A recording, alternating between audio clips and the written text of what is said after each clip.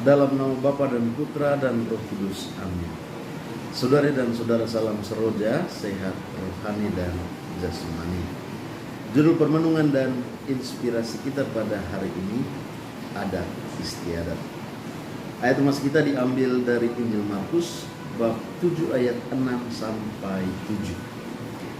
Jawabnya kepada mereka, benarlah nubuat Yesaya tentang kamu, hai orang-orang munafik. Sebab ada tertulis, bangsa ini memuliakan aku dengan bibirnya, padahal hatinya jauh daripadaku. Percuma mereka beribadah kepadaku, sedangkan ajaran yang mereka ajarkan ialah perintah manusia.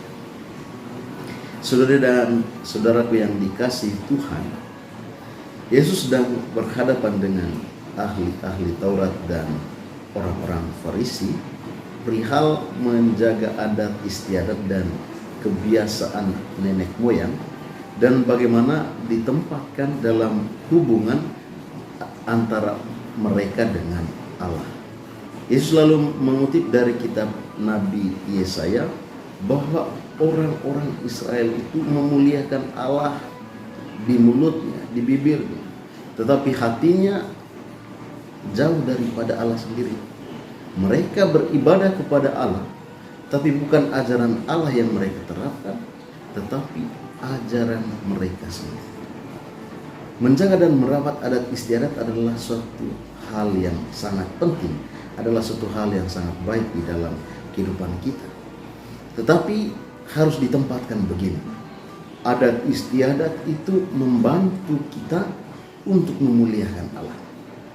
Jangan sampai adat istiadat yang kita jaga, yang kita rawat, yang kita agung-agungkan itu malah menjauhkan kita dari Allah.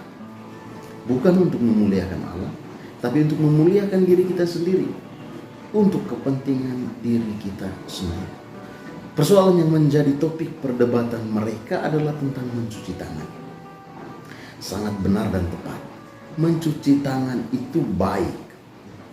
Tetapi apakah dengan mencuci tangan atau tanpa mencuci tangan seseorang otomatis menjadi berdosa dan tidak layak di hadapan Allah?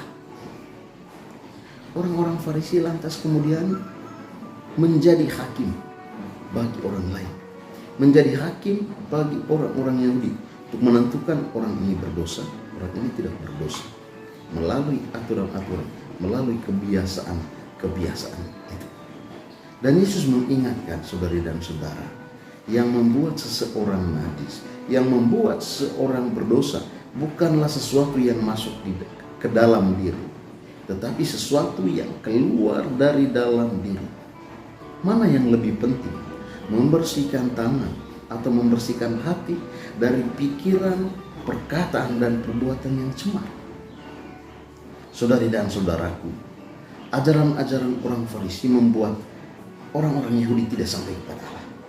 Mereka hanya sampai pada hal luaran yang membuat diri mereka sendiri, orang-orang Farisi, orang ahli-ahli Taurat yang mewarisi kursi Musa itu, menjadi hakim yang menentukan orang berdosa atau tidak berdosa. Padahal yang menentukan orang berdosa atau tidak berdosa itu adalah Allah sendiri, bukanlah mereka.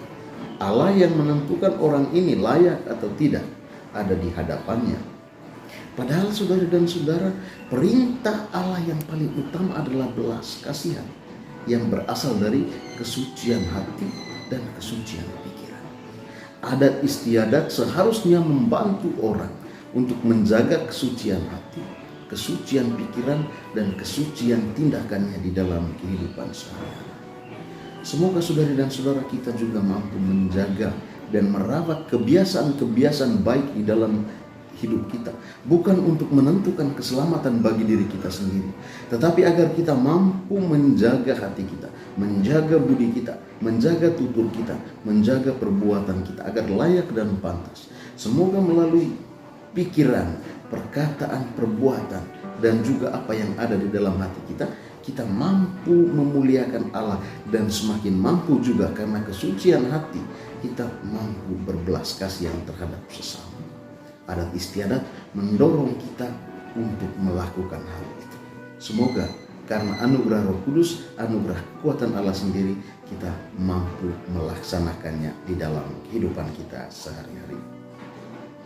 Bulan pucat di malam Selasa, mari jaga adat istiadat agar Allah dimuliakan di dalam hidup kita. Semoga Tuhan memberkati kita. Dalam nama Bapa dan Putra dan Roh Kudus.